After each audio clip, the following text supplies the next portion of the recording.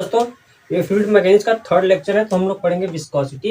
Viscosity पढ़ेंगे, एकदम ध्यान से देखेंगे क्या होता है, कैसे निकाला जाता है। तो पहले डिफिनेशन देख लेते हैं विस्कोसिटी क्या होता है। Viscosity is measure of the resistance of fluid to deformation. देखिए इसका क्या मतलब है। मतलब विस्कोसिटी जो होती है तो ये रेजिस्टेंस फोर्स होती है। जो रेजिस्टेंस ऑफ फ्लूइड, ये फ्लूइड का रेजिस्टेंस होता है जो डिफॉर्म होने से रोकता है। ठीक है, फर्स्ट लाइन की मीनिंग हो गई is due to internal friction force between the different layer. मतलब ये एक इंटरनल फोर्स होता है जो डिफरेंट लेयर के बीच दो लेयरों के बीच में आता है। अगला आता है when the fluid layer move relative to other fluid layer. मतलब ये क्या होता है, जब एक फ्लूइड दूसरे फ्लूइड के संपर्क में आता है तो विस्कस एक्टिव होता है। इसका मतलब ये हो गया। ठीक है, ये तो हम लोग हो गया भाषा में। तो ये सीखते हैं इसका कैसे समझाया है। ठीक है, मान लीजिए दो फ्लूइड लेयर है। ठीक है, ये फ्लूइड लेयर है, मैंने ये गैप दिखा दिया, बट फ्लूइड के लेयर एकदम सटे हुए होते हैं। ठीक है, तो क्या होता है, ये फ्लूइड ऊपर वाला फ्लूइड ये कुछ मूव करना चाहता है, आगे बढ़ना चाहता है, तो नीचे वाला जो लेयर होगा इसको रोकेगा। ठीक है, ये इस डायरेक्शन में ऊपर है, लेकिन नीचे वाला जो लेयर है एक दूसरे से सटा हुआ, तो ये रेजिस्टेंस करेगा। तो वही लिखा है जो ये विस्कस जो ये होगा ना, ये रेजिस्टेंस, ये जो रेजिस्टेंस होगा वही विस्कस होता है। ठीक है, ऐसा हमारे भी लाइफ में आता है। हमारे भी लाइफ में विस्कस है कि हम लोग एक एग्जाम दिए नहीं हुआ, दो एग्जाम दिए नहीं हुआ, सिलेक्ट नहीं हुए, तो फाइनली धीरे धीरे हम लोग का मोटिवेशन घटने लगता है। हम लोग एक एग्जाम दिए नहीं सफल हुए, दूसरे एग्जाम नहीं सफल दिए, तो हमारे धीरे धीरे मोटिवेशन घटने लगता है कि अब पढ़ने का मन नहीं कर रहा, छोड़ दे। तो क्या है, हम धीरे धीरे विस्कस हो जा रहे हैं, क्योंकि हमारे हमारे बीच काफी ज्यादा क्या है, रिएक्शन आ रहे हैं। ठीक है, रिएक्शन काफी आ रहे हैं कि यार हम घर वाले क्या कहेंगे, पड़ोस क्या कहेंगे, रिश्तेदार क्या कहेंगे, फेल हो जा रहे हैं। तो ये सब एक आपके कारण रिएक्शन है। ठीक है, रिएक्शन है, तो वही आपका विस्कस हो जाता है। समझ गए होंगे। ठीक है, अपने जीवन में ले लीजिए या तो फ्लूइड के जीवन में ले लीजिए, फ्लूइड में हो गया तो उसी को विस्कस कहते हैं। ठीक है, तो आइए हम लोग फार्मूला भी ये वाला डिवाइड करें जो हम लोग विस्कोसिटी पढ़ते हैं। टाउ बराबर mu d u by d y, या लिखते हैं इसे भी, अगर लिखते हैं यहाँ पे D D theta by D T, इसको हम लोग इसके जगह पे लिखते हैं। ठीक है, तो इसे हम लोग ड्राइव करना सीखते हैं। ठीक है, चलिए मान लीजिए दो फ्लूइड हैं। ठीक है, ये दो फ्लूइड हैं। ठीक है, ये बह रहे हैं आपस में। ठीक है, तो मान लीजिए ये नीचे वाला लेयर की वेलोसिटी v है। ठीक है, और ऊपर वाले की, देखिए ऊपर वाले की कुछ अधिक वेलोसिटी होगी। ठीक है, नीचे वाले की वेलोसिटी u है, ऊपर की वेलोसिटी कुछ अधिक है। मान लीजिए अगर ये u है तो ये u प्लस डी हो गया। डी मतलब कुछ ज्यादा वेलोसिटी इसकी अधिक है। ठीक है, ये डी है, ये u है, डी है। तो मान लीजिए तब ठीक, मान लीजिए किसी टाइम डी टी पर, किसी डायरेक्ट डी पर अगर ये u है। ठीक है, अगर ये u है तो ये मतलब ये u है तो ये भी u होगा, यहाँ भी u होगा। लेकिन ये du के कारण कुछ आगे बढ़ गया होगा, du कारण यहाँ मान लीजिए कुछ आगे बढ़ गया du, तो ये du है कितने समय में, dt समय में, इतना आगे निकल गया। ठीक है, आगे निकल गया। तो अब इसे जब हम डार्क बनाएंगे तो यहाँ पे एंगल आ जाता है, छोटा सा एंगल आता है डी फाइव। ठीक है, इसे डी फाइव बोलेंगे। ठीक है, ये छोटा सा एंगल आ जाएगा। और मान लीजिए यहाँ का डिस्टेंस डी, छोटा सा डिस्टेंस डी वाई है, तो यहाँ पे डी वाई हो गया।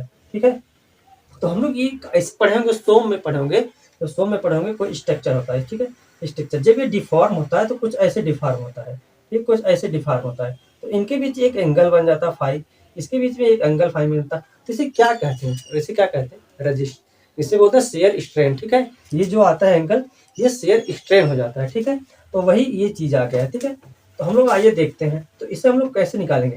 तो यहाँ पे लगाएंगे tan थीटा, तो tan थीटा लगाएंगे, tan d five equal to हो जाएगा क्या, d u d t upon d y. ठीक है, तो इसे हम लोग ये बहुत डी फाइव बहुत छोटा है, डी फाइव बहुत छोटा है, तो हम लोग इसको क्या लिख देते हैं, डी फाइव बहुत छोटा है तो हम लोग क्या लिखते हैं यहाँ पे, तो यहाँ पे लिखते हैं d five equal t d u upon d y. यहाँ पे अगर डी टी यहाँ कर देंगे तो ये डी टी हो जाता है। ठीक है, ये एक रिलेशनशिप बन के आ जाता है। ठीक है, ये एक रिलेशनशिप बन के आता है। इसे क्या कहते हैं, इसे क्या कहते हैं देखते हैं। ठीक है, ये एक रिलेशनशिप बन के आ गया। ठीक है, इतना समझ लिया मैंने।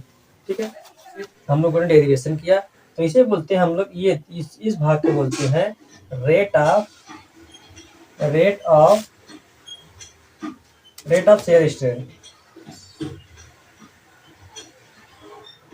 इसे क्या बोलते हैं, रेट ऑफ शेयर स्ट्रेन। इसे क्या बोलते हैं, इसे क्या बोलते हैं, वेलोसिटी ग्रेडियंट। ये हो गया हम लोग को एक अच्छा रिलेशन निकल गया, तो एग्जाम में आता है, इंपॉर्टेंट है। ठीक है, आगे देखते हैं।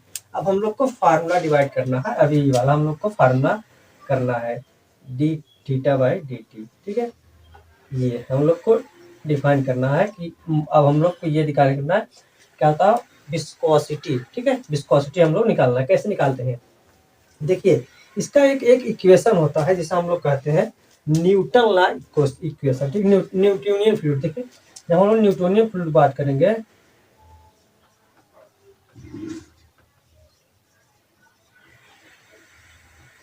ठीक है, न्यूटोनियन फ्लूइड क्या होता है, देखिए ये होता है मतलब शेयर स्ट्रेस डायरेक्टली प्रोपोर्शनल होता है, शेयर स्ट्रेस डायरेक्टली प्रोपोर्शनल होता है शेयर स्ट्रेन के। ठीक है, शेयर स्ट्रेस डायरेक्टली प्रोपोर्शनल होता है रेट ऑफ शेयर स्ट्रेन के।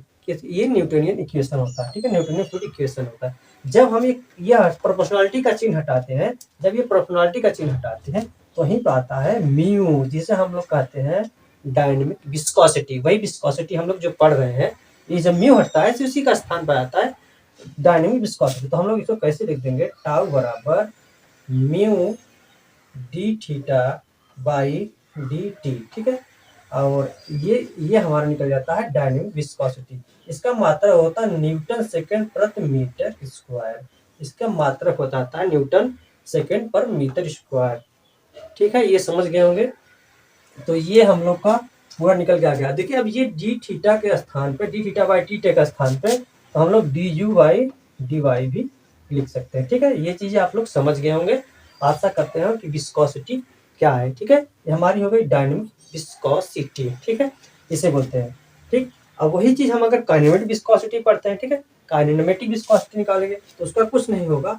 तो ठीक इसको लिखते हैं, न्यू से लिखते हैं और इसको लिख जाएगा म्यू अपॉन डेंसिटी।